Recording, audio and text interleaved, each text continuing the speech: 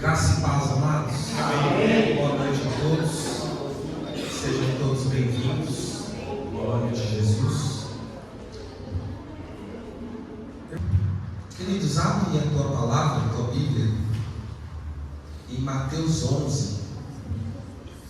Eu estou quase ficando sem voz, mas eu vou firme até o final, bem? Tenha um pouquinho de paciência aí, a voz não está tão boa. Mas como eu tenho dito, quando eu prego, se concentra na Bíblia, na palavra, que é o Senhor que vai falar com você, amém? Verso 25, diz assim a palavra: naquele tempo, respondendo Jesus, disse: graças te dou, ó Pai, Senhor do céu e da terra, que ocultaste essas coisas aos sábios e entendidos, e as revelaste aos pequeninos. Sim, ó Pai, porque assim te aprouve. Todas as coisas me foram entregues por meu Pai, e ninguém conhece o Filho senão o Pai, e ninguém conhece o Pai senão o Filho, e aquele a quem o Filho o quiser revelar. Verso 28: vinde a mim todos os que estáis cansados e oprimidos, e eu vos aliviarei. Tomai sobre vós o meu jugo, e aprendei de mim, que sou manso e humilde de coração, e encontrarei descanso para as vossas almas, porque o meu jugo é suave e o meu fardo é leve. Curva a tua cabeça, vamos orar. Pai, nós estamos diante da tua palavra, precisamos ouvir a tua voz nessa hora. Nos reunimos aqui no teu nome, por causa da tua presença, e tu és o nosso desejado. Tudo que nós queremos fazer nesse lugar é para glorificar o teu nome, Senhor. Queremos também estender essa vida de adoração às nossas vidas lá fora, no nosso dia a dia, na nossa casa, para a nossa família. Queremos ser todos os dias conhecidos por sermos teu, não conhecidos por sermos da religião, mas queremos que os céus nos conheçam por sermos teus discípulos. E queremos te conhecer também, assim como o Senhor disse, que não há como te conhecer se o Pai não permitir, e não tem como conhecer o Pai se o Filho não quiser. Nós sabemos e cremos que o Senhor se manifestou para que nós possamos conhecer o Pai, e a tua palavra também diz que o Senhor veio para que nós tenhamos vida e vida em abundância. Como o Senhor disse isso, Pai, pela fé eu tomo posse de tudo aquilo que o Senhor tem para mim, para cada irmão meu, e com muita ousadia, Senhor, eu não vou aceitar menos que ter uma vida em abundância, uma vida feliz, uma vida em Ti. Por isso, Senhor, nos dá discernimento, para que possamos compreender a Tua boa, agradável e perfeita vontade, porque Tu é bom, Tu és maravilhoso, Tu és santo, Tu és sublime. Aleluia. Glória a Deus, queridos. Eu sei que o frio dá uma inibida na gente, deixa a gente meio encolhido, mas eu quero que você expresse a sua gratidão de estar aqui. Você está grato de estar aqui na casa do Senhor? Eu falo para esse irmão precioso, essa irmã preciosa, fala: acorda aí, crente. Você está diante de um Deus vivo. Ele é poderoso. Amém? Glória a Deus. Estou vendo ali o irmão Ricardo, olha, veio de Parelheiros, irmão. Aleluia. Lá deve estar mais frio que aqui, tá, não, irmão?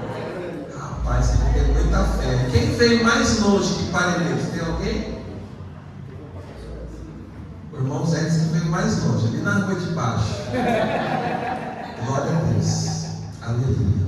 Amados, Jesus está aqui propondo uma conversa, e ao mesmo tempo nessa conversa ele está orando, ele está se dirigindo a Deus. Irmãos, tem coisas que Deus julga, coisas nobres, e Ele julga diferente de nós. Nós vemos coisas poderosas e grandes e olhamos por uma visão de merecimento. Deus é soberano, e o motivo pelo qual Ele decidiu nos salvar foi a graça. Deus, quando olha para o ser humano, Ele não olha por meio do mérito, ele olha por meio da graça. Por quê? Porque Deus nos criou e Ele sabe quem nós somos. Deus sabe que eu e você não somos dignos. Deus sabe que eu e você somos falhos.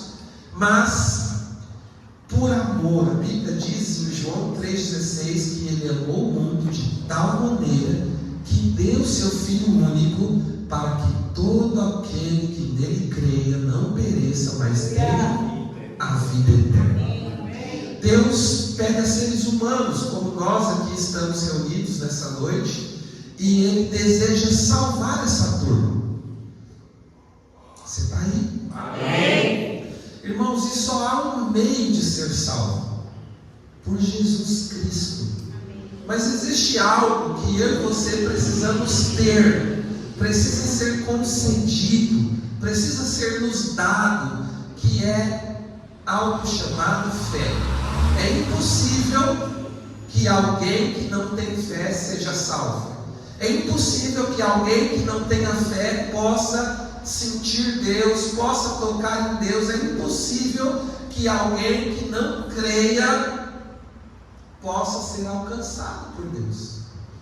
Então, qual é o motivo aqui de nós termos um culto como esse e ter alguém pregando a palavra? O motivo como esse é que a fé vem pelo ouvir, e o ouvir pela palavra. Então, muitas coisas eu e você só vamos alcançar se nós crermos.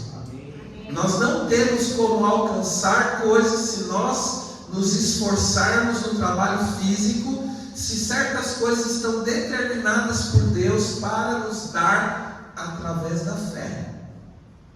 Então, Jesus está falando que algumas coisas preciosas e tremendas Deus ocultou dos sábios e entregou aos pequeninos. Toda vez que a palavra de Deus nos chama ou nos coloca numa posição de pequeninos, não é para nos humilhar, mas é para dar uma dimensão de Deus na nossa vida. Quando a Bíblia diz que eu e você somos pequenos, nós somos dependentes de Deus, somos pequeninos, Deus não está numa intenção de nos humilhar, de mostrar para nós que nós não podemos ir longe, que nós somos limitados, que nós não temos o que fazer, que somos desgraçados. Não, quando a Bíblia vai falar para mim e para você: olha, não tema, pequeno rebanho. Olha, Deus está entregando coisas grandes aos pequeninos. Quando a Bíblia diz assim: humilhai-vos diante da potente destra de Deus, o que a Bíblia quer nos trazer é ativar a nossa fé no sentido de que Deus é tão grande, Deus é tão poderoso, você é tão pequeno, mas mesmo assim aprove a Deus te abençoar. Amém. Fala por irmão que está do seu lado: você não merece. Você é pequenino. Diante de Deus você é pequenino. Até o pastor Wallace, que é alto, diante de Deus é uma miserinha, irmão. Mas se tem uma coisa que eu posso encher a boca para falar: o meu Deus é grande, poderoso, tremendo nas batalhas. Você pode falar isso: o meu Deus é tremendo. O meu Deus nunca perde. Ele nunca falha. E Deus gosta quando você declara isso com fé, irmão. Porque o inimigo sabe que você está recebendo conhecimento de Deus. Glória a Deus. A palavra diz que a falta de conhecimento faz com que o povo pereça. Sabe, irmãos, Romanos 12, 2 diz assim: transformai-vos pela renovação do vosso entendimento. Uma pessoa que não cresce em entendimento, ela tem um ciclo de pensamentos e de crenças, e ela fica viciada naquele ciclo. Sabe uma roleta, um carrossel? Onde eu andei de carrossel, cadê a Gurinha? O carrossel deu 3 voltas assim, eu já estava enjoado, querendo descer. Aí uma criança desceu do cavalinho e a moça brecou o carrossel, aí parou, eu falei, acabou, glória a Deus. Aí a moça falou, não, desce que tem mais 2 voltas. Aí deu aquelas 2 voltas, desligou, aí eu acho que a Débora falou, deve ter dado mais uma parada, mas vai rodar de novo, né, porque aconteceu. Aí eu fui tirar ela falou assim, mas... Às vezes isso acontece com o nosso pensamento, porque a gente não recebe nada novo e a gente fica preso naquele pensamento vicioso, naquela crença viciosa, naquela religião viciosa, sem nada novo, sem Deus, sem revelação, sem Espírito Santo. E a Bíblia diz em Romanos 12:2: transformai-vos pela renovação do vosso entendimento. Irmão, eu só posso crescer, eu só posso andar em novidade de vida, eu só posso viver coisas novas se eu tenho constante audição para as coisas novas do Espírito. Amém. O segredo da minha vitória, da sua vitória, não é ser sábio, não é ser rico, não é ser poderoso na terra, é ser pequenino no sentido de que eu dependo de Deus ainda. Eu sou pequenino, eu sou uma criança, eu sou um bebê. Eu dependo de estar aos pés de Jesus para que eu possa crescer. Glória a Deus. Ainda que a Débora com 2 anos saiba comer sozinha, saiba às vezes já tomar banho sozinha, saiba conversar, se eu trancar ela numa casa e não tiver adulto ali, ela vai padecer. Ela vai ficar nanica, ela vai parar de crescer, ela vai morrer. Mas quando tem um pai, uma mãe ali, alguém cuidando, dando alimento, essa criança cresce, desenvolve, aprende, começa a ter habilidades, começa a se desenvolver, para de ficar naquele cercadinho, naquele berço, porque o cercadinho não compreende mais aquela criança que se alimenta e cresce. Assim a Bíblia diz, olha, aprove a Deus não entregar ao sábio, aos poderosos, mas Ele quis dar aos pequeninos, e o propósito de Deus em entregar coisas tremendas para mim e para você, é que eu e você possa crescer nisso. Aleluia. Tem alguns louvores, pregações que falam, eu quero depender de Ti. Sim, amado, sempre na dependência de Deus, mas Deus espera que você cresça. Deus espera que você amadureça. O nosso culto tem que ser maduro. Glória a Deus. O nosso culto tem que ser espiritual, mas tem que ter também discernimento. Amém. A nossa casa tem que ser um ambiente de alegria, de brincadeira, mas tem momento que precisa de maturidade. Amém. E aí eu quero fazer uma pergunta para você, irmão. Talvez eu já falei muito nisso, eu estou precisando melhorar e eu quero melhorar, eu já decidi. Mas eu quero te fazer essa pergunta porque essa palavra veio falar comigo. Como que está a sua vida de oração?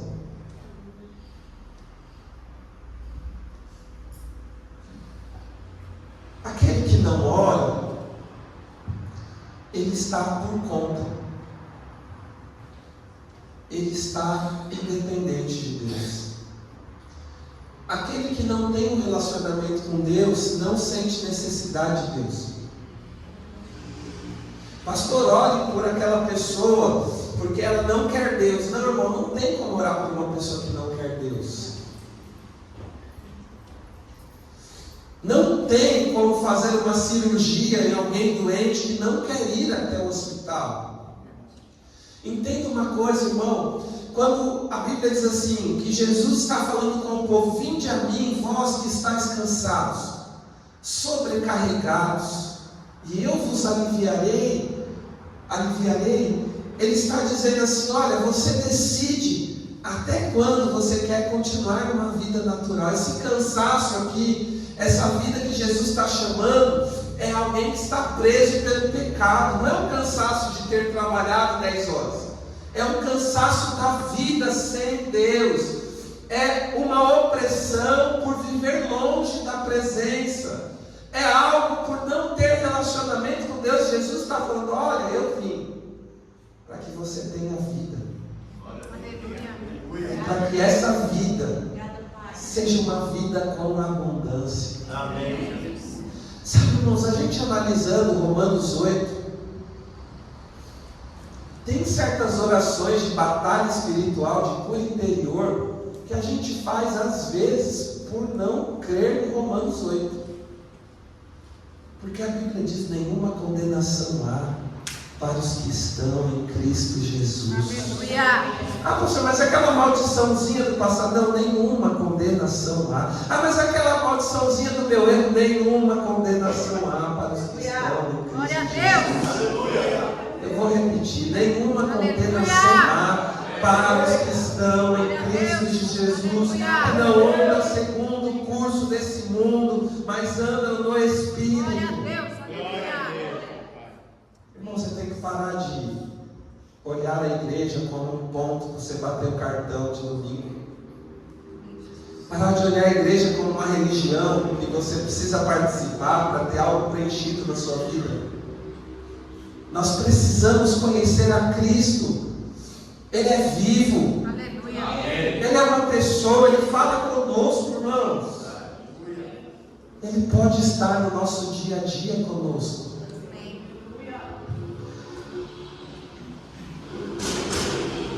Amado, o motivo de Deus nos ouvir. Deus não está esperando nada de nós. Deus não está esperando o seu dinheiro.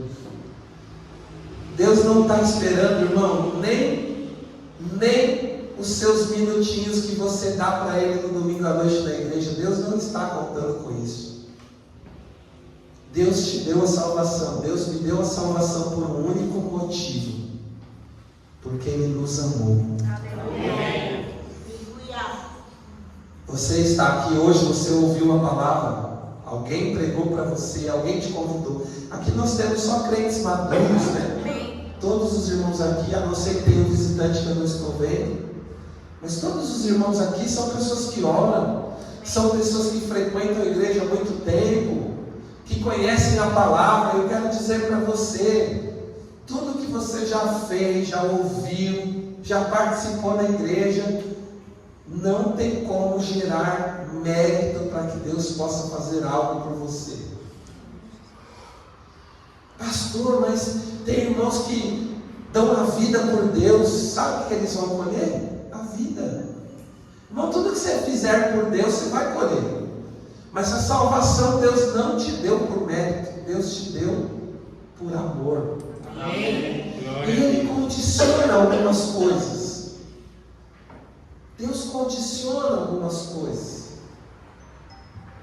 A Bíblia diz que o amor tudo sofre, tudo suporta, tudo espera. Você ama? Você conhece o amor de Deus? Será que eu conheço o amor de Deus? Eu estou falando você, aí você está de repente achando que é você. Mas não, a igreja é um exemplo, tá? Não estou apontando ele para ninguém especificamente. Mas façamos uma pergunta para nós mesmos: será que eu amo? Porque Deus é amor. E aquele que não ama, não conhece a Deus. A Bíblia diz, irmão, não é o pastor que está falando, a Bíblia diz que aquele que não ama, não conhece a Deus. Você ama? Pastor, eu amo até 5 minutos. Eu amo até pisarem no meu carro. Eu amo até falarem o que eu não gosto de ouvir. Tem gente na igreja, irmão, que acha que ama. Ama o pastor, elogia, bajula, até ser repreendido. Estou dando exemplos aqui, quero perguntar de novo: você ama? Tem gente que ama até a primeira briga. É fácil até o dia do casamento amar o cônjuge. Não vejo a hora de chegar na lua de mel, aleluia. Quem aqui fez uma viagem de lua de mel? Alguém teve a oportunidade? Rony é lua, existia já lua de mel nessa época? Vocês casaram?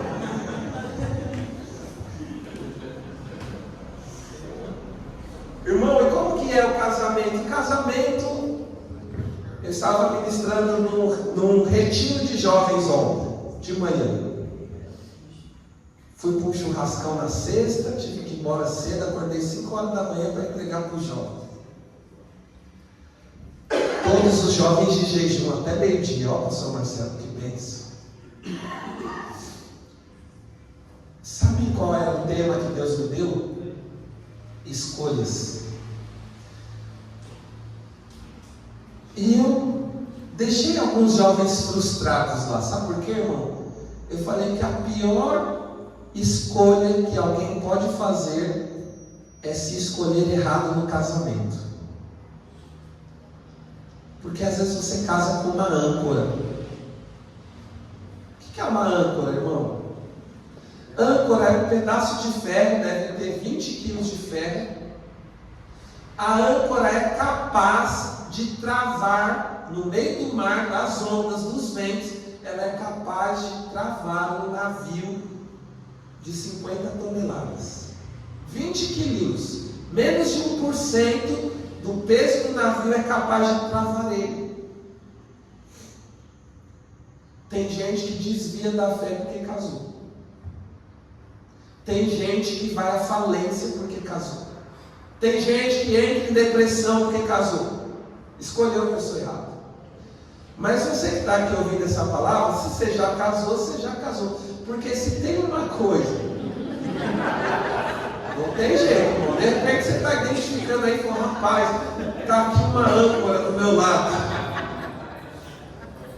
Só tem uma alternativa para você, irmão.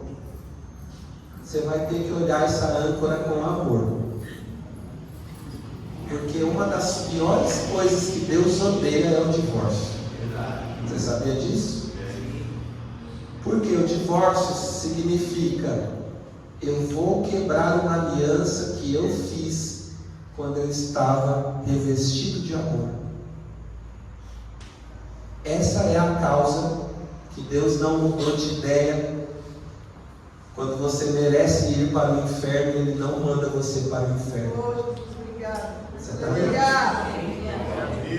E o símbolo do amor, quando Deus começa a falar de amor conosco na Bíblia, Ele diz assim: perdoe aquele que te ofendeu assim como Deus te perdoou. Ame aquele irmão assim como Deus te ama. Passou disso, irmão. Se você não consegue amar, você não conhece Deus. Eu não quero reprovar você. Eu quero acender essa chama no seu coração para que você decida. Amor não é sentimento, irmão. Tem gente que acha que amor é sentimento. Eu falava lá para esses jovens isso. Eu falei, na época bíblica, ninguém paquerava no sentido de escolher em casamento. Eu já enchi muita paciência do Rony, mas eu vou encher mais um pouquinho. Na sua época, você que escolheu a Lu, Rony, ou seu pai e sua mãe que escolheu por você? Já era assim nessa época?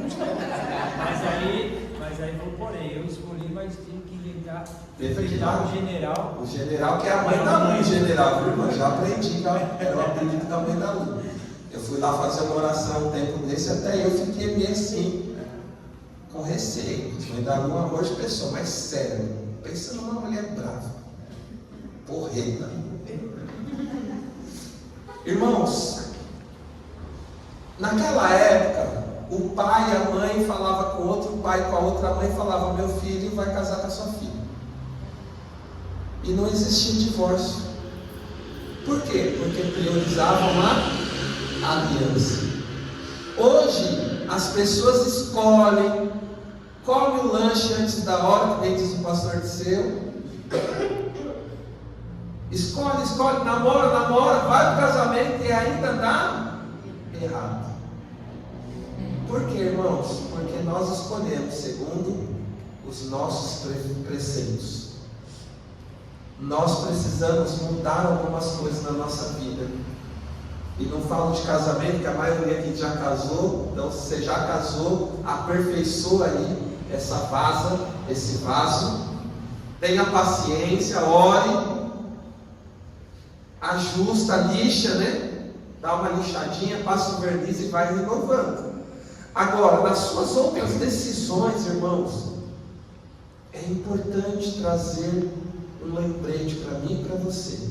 Nós precisamos ter as nossas escolhas segundo Deus e não segundo os nossos sentimentos.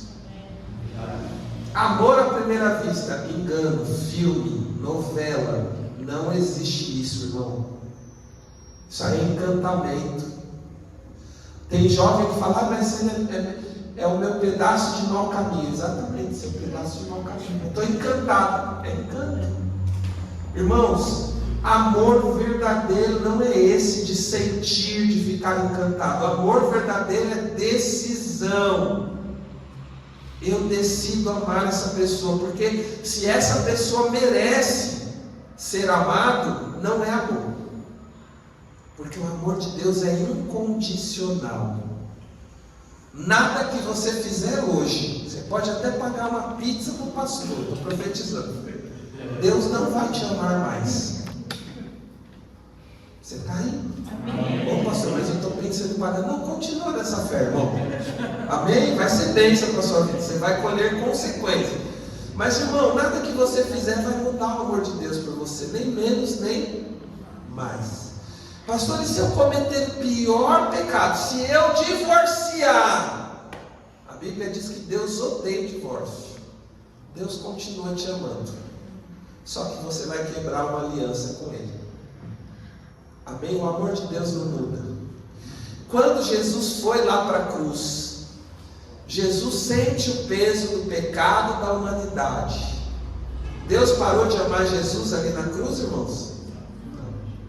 Só que Deus pôs toda a sua ira em Jesus para que Ele pagasse pelos pecados da humanidade. Jesus em um certo momento diz assim: Pai, se possível, passa de mim esse cálice.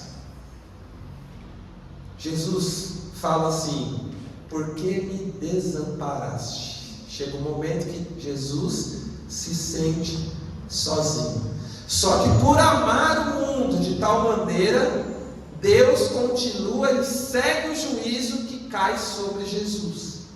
Por isso que a Bíblia diz que pelas suas pisaduras, pelo seu sofrimento na cruz, eu e você fomos salvados.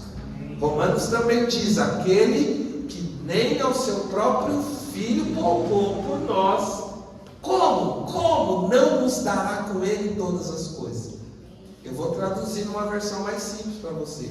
Irmão, Deus pode te dar todas as coisas. O que eu e você precisamos? Mudar a nossa mentalidade.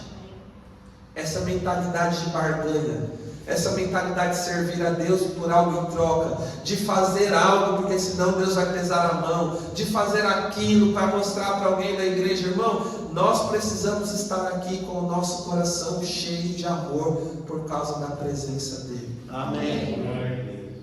Só que às vezes a gente não abre a boca porque a gente tem vergonha da pessoa que está do lado. Essa pessoa que está do seu lado pode ser muito preciosa, mas ela não morreu por você na cruz. Essa pessoa que está aí do seu lado, atrás, na frente, pode ser um irmão muito abençoado, legal, gente boa, mas ele não pode te conceder a vida eterna. Ele não tem como te dar uma vida em abundância.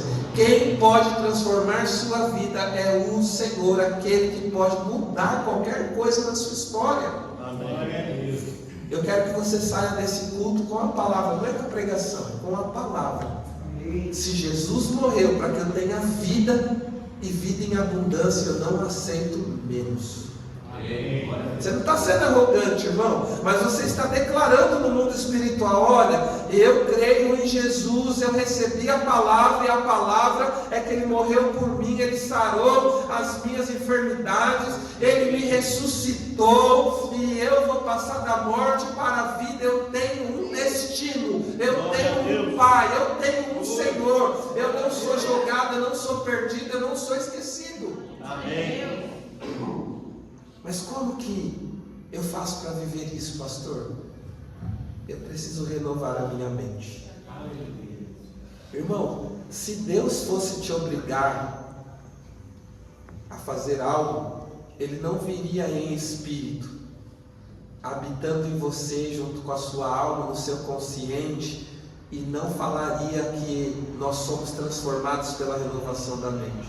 Se Deus quisesse me obrigar, Ele vinha em forma de caixa, de caixote, de terno. Coloque esse terno, uma camisa de força, e aí eu obedeço o que Deus quiser no controle dele. Não, Deus vem para habitar em mim. Amém. Deus me transforma à medida com que Ele se torna íntimo. Amém. Você está aí. Amém. Só que os nossos corações estão tão endurecidos que a Bíblia diz que eles impunham as mãos e eles eram cheios do Espírito. Hoje nós temos o coração tão endurecido que não há sede dentro de nós. Os nossos cultos são frios porque não há sede dentro de nós. Sabe, irmão, talvez eu tenha que estar aqui quarta, domingo, porque eu sou pastor. Vai ser raro você ver eu faltando aqui no culto. Além da quarta e do domingo, você vai me ver mais dias aqui. Às vezes você vai passar aqui meia-noite, você está vindo de uma festa, talvez você veja meu carro aqui, eu abrindo aqui, organizando alguma coisa aqui, fazendo alguma coisa aqui. Mas eu tenho pensado uma coisa: eu não quero estar aqui vazio só porque eu tenho que estar. Amém. Eu quero vir aqui para esse lugar e eu quero adorá-lo em espírito e em verdade. Amém. Eu quero vir a esse lugar e eu quero amar cada um de vocês conforme Cristo nos ama. Amém. Eu quero sentir as suas dores também. Eu quero me preocupar com as suas preocupações. E não é porque eu sou pastor, é porque eu sou discípulo. Entenda uma coisa: você não vai vir mais para a igreja, ter mais responsabilidade quando você for pastor. Se você decidiu andar com Jesus, o amor já tem que estar vivendo na sua vida. Amém. Sabe, irmãos, às vezes a gente não sente falta de ninguém, mas somos religiosos. O irmão lá está faltando. Fala para o pastor ligar para ele: irmão, nós não precisamos de gerentes aqui, de diretores, para ver quem faltou e mandar o funcionário pastor ligar. A igreja tem que ser cheia de pessoas com o amor de Deus, que muitas vezes fazem as coisas e a liderança às vezes nem sabe. Então, irmãos, esse negócio de eu não dou conta, eu não faço. Para com isso, irmão. Jesus se esforçou muito por nós. Sábado mesmo eu estava sem pique de ir pregar, irmão. Acordei cedo na sexta, peguei cedo no trabalho, fiz um monte de coisa. Fui atrás de ferramenta para a igrejinha. À noite, uma confraternização, eu estava lá. No sábado, 5 horas da manhã, meu irmão despertou. Eu dormi 4 horas só. Mas eu dei minha palavra de estar com aqueles jovens. E não é só por causa da minha palavra, irmão, é pelo que Deus colocou na minha vida e quer fazer através de mim. Deus quer te usar na vida de muitas pessoas que estão perdidas nesse momento. Talvez você está aí: eu não sei pregar, irmão. Para com isso, Pastor Manuel falou assim: às vezes os jovens falam que não sabem fazer as coisas, mas sabem maquinar o mal. Irmão, você sabe maquinar o mal? Sabe? Tem irmã que passa um dia falando: na hora que meu marido chegar eu vou falar isso. E se ele falar isso, eu vou falar aquilo. E tem marido que faz um monte de coisa e maquina o mal também. Mas para o Evangelho nós não sabemos, nós não temos capacidade. Será que aquele seu vizinho, aquela vizinha sua, se morrer hoje, ela vai para o céu ou vai para o inferno? Será que você não pode parar um dia e ir lá? Não precisa falar bonito: querido vizinho, boa tarde, eis que vos convido para o culto na minha... Não, fala: querido, eu vim aqui sentir te convidar, vamos domingo. Talvez ele fale: não. E você fala: tá bom, qualquer dia que você tiver um tempinho. E daqui uns 15 dias você volta e fala: vamos lá de novo. Sabe, irmão, às vezes a gente vê vaga de emprego, a gente manda para quem não quer trabalhar. E fala: você não quer ir lá nesse lugar que está contratando? Às vezes a pessoa não quer. E por que Deus a gente não oferece? Você é de Cristo? Amém. O amor de Deus está derramado em você? Amém. Então você tem que exalar o perfume de Cristo. O perfume de Cristo não é um cheiro comum. O perfume de Cristo é um cheiro de alegria, vida eterna, salvation em inglês. Quando você chega no lugar, o reino das trevas entende que está chegando um filho da luz. E é te dado autoridade naquele lugar. Esses dias eu e o pastor Manuel estávamos num alto elétrico. Surgiu uma conversa de política. No final, terminou com um convite para ir no ponto de pregação, para 3 homens lá. Sabe, irmãos, toda vez que eu reconheço que eu não sou bom, que eu não posso, que eu sou fraco, Deus vem e me usa. Não é que a gente não é nada, a gente é alguma coisa. No meu testemunho, irmão, eu tenho muitos anos de crente. Talvez alguém lá de fora fale: uau, pastor Wallace é um homem respeitado, é um pregador, né? As pessoas dão referência. Sim, irmão, fisicamente nós somos alguma coisa, a gente é sábio de alguma coisa, mas no nosso espírito nós somos dependentes de Deus. Você vai ser elogiado, você vai trabalhar, vai conquistar, você vai alcançar, as pessoas vão ver, as pessoas vão te amar, às vezes pelo que você tem, é uma verdade. Mas no seu íntimo você precisa reconhecer que você depende de Jesus. Irmãos, não viva sem Jesus, não viva sem Ele na sua vida. Eu vejo muitos irmãos cansados, muitos irmãos que não conhecem Deus, estão na igreja há anos, mas não conhecem Deus. Nas atitudes. Tem pessoas ungidas, né, ordenadas ao ministério, tem líderes que não conhecem Jesus. Às vezes se apresenta de um jeito, e o pastor vai lá, confia e ora e unge, mas depois a gente vai vendo as atitudes. Eu não estou falando daqui não, tá, irmão? Não é indireta para ninguém. Eu estou falando da igreja no geral. Tem pastores que começaram bem. Ah, se desviaram? Não é que se desviaram, é que nunca foram crentes. A Bíblia diz que no último dia Jesus vai vir e vai dividir ovelhas dos bodes, vai falar assim: aparta-te de mim, que eu nunca vos conheci. Não é que conheceu e desviou, não, ele nunca conheceu. Tem pessoas na igreja que nunca conheceram a Jesus e nem deles são conhecidos. Se tem algo que eu quero estar preocupado, é se Jesus me conhece, irmão. Ah, se a igreja vai me reconhecer, se os irmãos vão me amar, é importante. Mas o que eu estou mais preocupado é se Jesus me conhece. Se Ele sabe quem sou eu. Se Ele sabe quem é você. Agora, se você nunca se apresentou, irmão, pastor, eu estou na igreja faz 5 anos que eu não oro. Tem gente que ri, mas tem gente assim, sabe, irmão? E eu não estou dando uma bronca não, irmão, porque Jesus não é fim de feira. Jesus não é resto para eu te oferecer com o menor preço. Mas a palavra diz: eu amo os que me amam e que de madrugada me buscam. O que fala de madrugada, irmão? Será que é uma religião que Deus criou? Tem que orar de madrugada? Não. Essa conotação é quando todo mundo está descansando, nos lugares, nos momentos de conforto, você se preocupou em se apresentar diante do seu Deus. Tem gente que deixa para orar só quando está no fim da picada.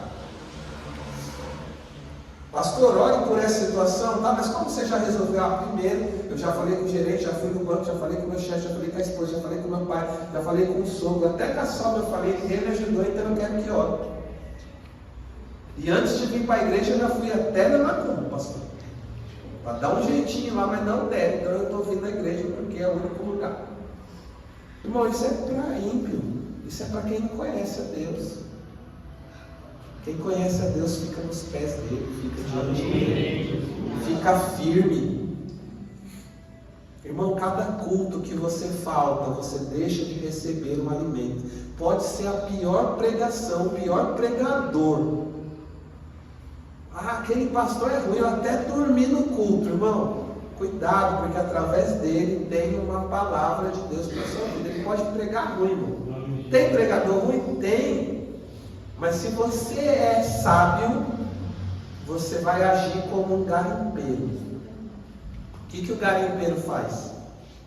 Pega a pedreirinha, vai lá na cachoeira, no açude, passa no fundo e vem, tira a terrinha, a pedrinha e procura o ouro. O pregador é ruim, hoje o pastor não está com nada, hoje o pastor...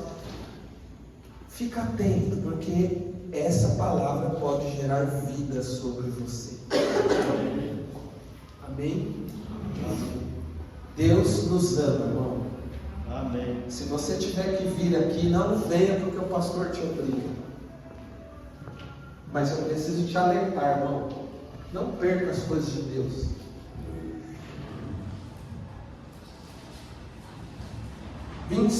Todas as coisas me foram entregues por meu Pai, e ninguém conhece o Filho senão o Pai, e ninguém conhece o Pai senão o Filho e aquele a quem o Filho quiser revelar. Irmão, se Jesus não quiser, não adianta nós pregarmos. Mas Ele mandou pregar. Você vai pregar para muita gente, você vai chamar muita gente que não vai vir. Mas Jesus enviou os discípulos e mandou pregar em todo mundo. Então, irmãos, eu não tenho que estar preocupado, ou ficar alegre, ou triste se a pessoa que falou que vinha não veio. Eu tenho que ficar alegre se eu pregar. Pastor, falei de Jesus para aquela pessoa, ela não quer. Mas você falou de Jesus? Falei. Você chamou? Chamei. Glória a Deus, você fez um trabalho bem feito. Se a pessoa vai vir ou não, não nos pertence conhecer se essa pessoa será salva.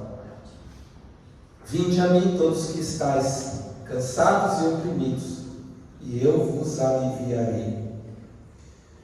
Tomai sobre vós o meu jugo, e aprendei de mim, que sou manso e humilde de coração, e encontrareis descanso para vossas almas.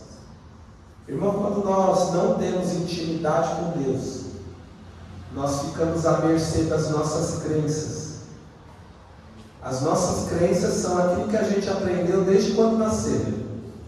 Tem muita gente que pratica coisas que não é bíblico, mas sente de praticar, porque é crença. Tem crente na igreja que é supersticioso. Tem crente na igreja que faz mandinga gospel, simpatia. Tem crente que faz, irmão. E se não fizer, não dorme em paz, porque acha que está fazendo algo errado. Isso são crenças que você precisa renunciar. Quem não se dedica à intimidade com Jesus, vai ficar à mercê das crenças. Você para de orar, para de ler a Bíblia, daqui a pouco você está citando a filosofia. Não acho errado citar a filosofia, mas você começa a viver disso. E a filosofia é uma palavra que enche, mas não dá vida. A palavra que dá vida é a palavra de Deus. A palavra que traz fé é a palavra de Deus. Glória a Deus.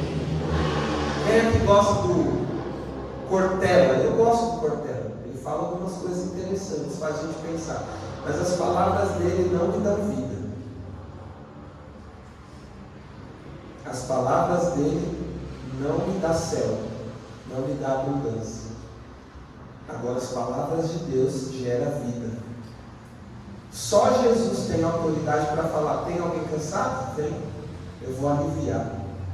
Tem alguém morto? Vem, eu vou ressuscitar. Só Jesus pode fazer isso, irmão. Nós precisamos fazer uma escolha. Salmos 25, 12. Quem pode abrir?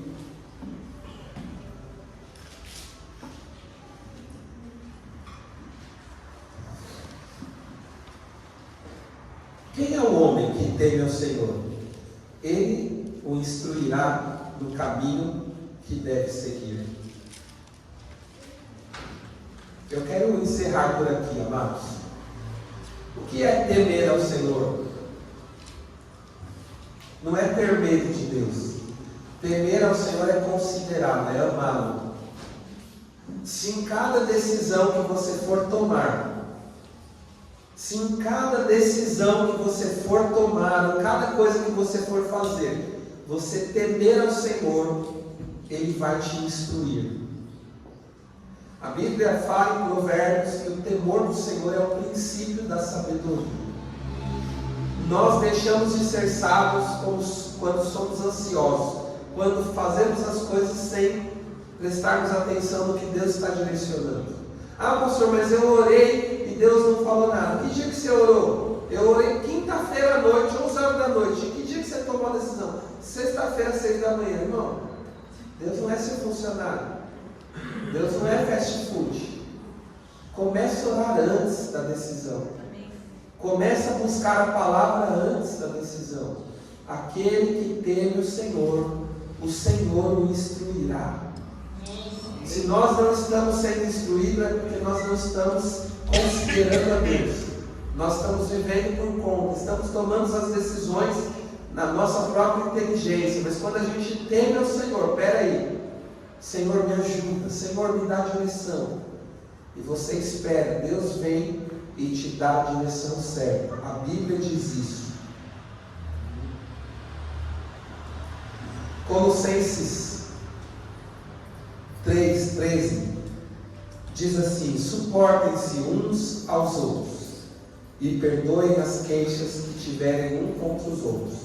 Perdoem como o Senhor lhes perdoou.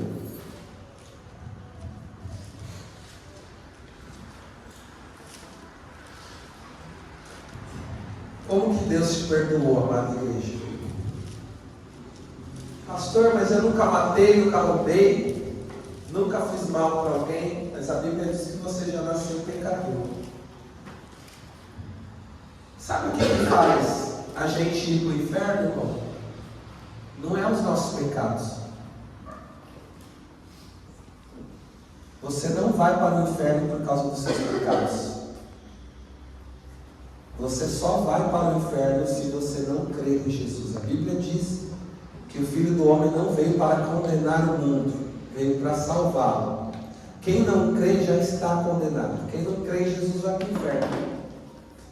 Quem crê em Jesus será salvo. Quem vai ser salvo, a Bíblia diz que se a gente disser que a gente não tem pecado, a gente engana-se a si mesmo. Se você achar que você não tem pecado, você está se enganando. A Bíblia diz isso. Então eu não vou ser salvo ou vou para o inferno por causa do pecado ou falta de pecado. Salvo ou inferno eu vou se eu creio ou não creio em Jesus. Porque se você tem pecado e está condenado, a partir do momento que você crê em Jesus, você é livre do pecado e do inferno. Então nós não precisamos tirar ninguém do pecado, nós precisamos tirar as pessoas da incredulidade de Cristo. A sua missão não é falar do pecado de ninguém. A sua missão é falar que aquele que livra do pecado e do inferno veio de graça, morreu por nós naquela cruz e tem o poder para dar vida eterna, nos transformar, nos transportar do reino das trevas para o reino do Filho. Ah, pastor, mas quando eu era criança eu aprendi, irmão. Se não tiver na Bíblia, com todo respeito, o que você aprendeu não serve para te transportar da terra, do mundo, do inferno para o reino do Filho. Jesus fala isso para Nicodemos: aquele que quiser ver o reino é necessário nascer de novo.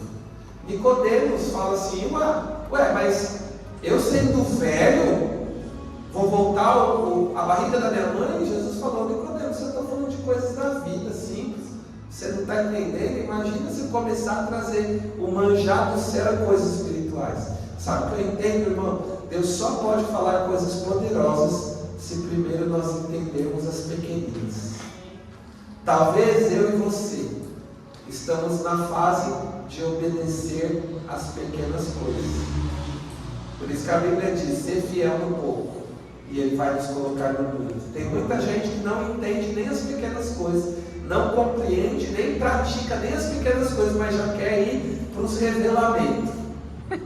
Pastor, ora que eu quero ter um revelamento. Às vezes você já tem revelação de algo pequeno, mas não quer obedecer.